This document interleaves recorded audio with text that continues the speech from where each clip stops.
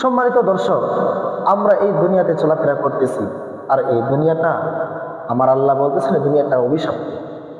কেন অভিশপ্ত আমার আল্লাহ তাআলা বলছেন? কারণ এই দুনিয়ার মধ্যে আমরা বিভিন্ন ফিতনা ফাসানা জায় ঝামেলার মধ্যে জড়িত আছি।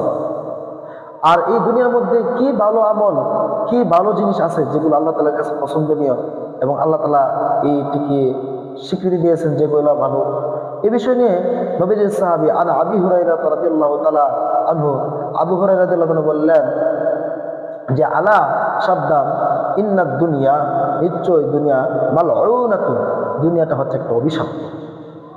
আল্লাহ বলতেছেন নিশ্চয় দুনিয়াটা একটা অভিশপ্ত। মালউনুন মা ফিহা, ইহার মধ্যে যা রয়েছে সবই অভিশপ্ত। দুনিয়াটা অভিশপ্ত এবং ইহার মধ্যে যা রয়েছে সবই অভিশপ্ত।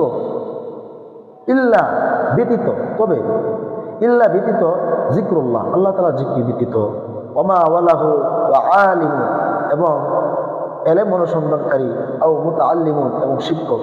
এই এলেম শিক্ষা দানকারী এবং এলেম শিক্ষা অর্জনকারী এবং আল্লাহ তাআলার জিকির গোজারি ব্যক্তি, এইগুলো ব্যক্তি ব্যতীত দুনিয়ার মধ্যে যা কিছু রয়েছে সবই অভিশপ্ত।